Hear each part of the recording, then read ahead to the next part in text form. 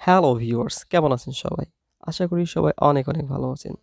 অনেকদিন পর আপনাদের মাঝে নতুন একটা ভিডিও নিয়ে আসলাম। আজকের ভিডিওটা হলো কিভাবে Facebook রিলসে আপনারা থাম্বনেল ইউজ করবেন।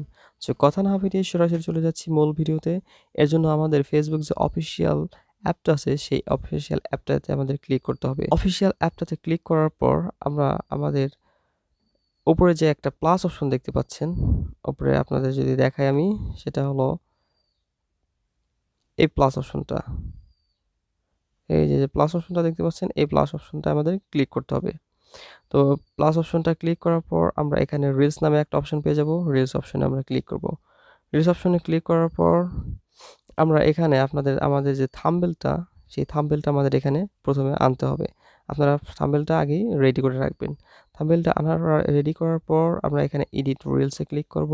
এডিট রিলসে ক্লিক করার পর এখানে অ্যাড নামে যে অপশনটা আছে, এই অ্যাড অপশন ক্লিক করব।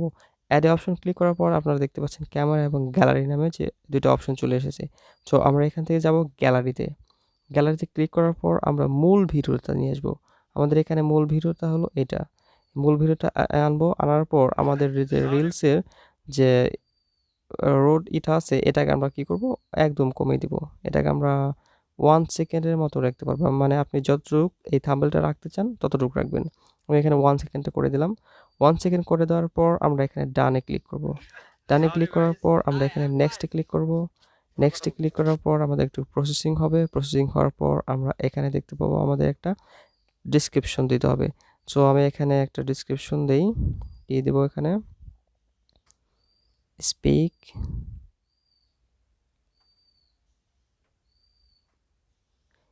ইংলিশ। আপনি এখানে হ্যাশট্যাগ দিতে পারেন, মেনশনও করতে পারেন। আপনারা জানেন আশা করি। আমরা এখানে যাব শেয়ার নাওতে। শেয়ার নাওতে ক্লিক করার পর আমাদের রিলসটা এখানে আপলোড হয়ে যাবে থাম্বনেল সহ। আমরা একটু অপেক্ষা করি এবং অপেক্ষা করার পর আমরা দেখতে পাবো, আপনাদের সরাসরি দেখিয়ে দিব।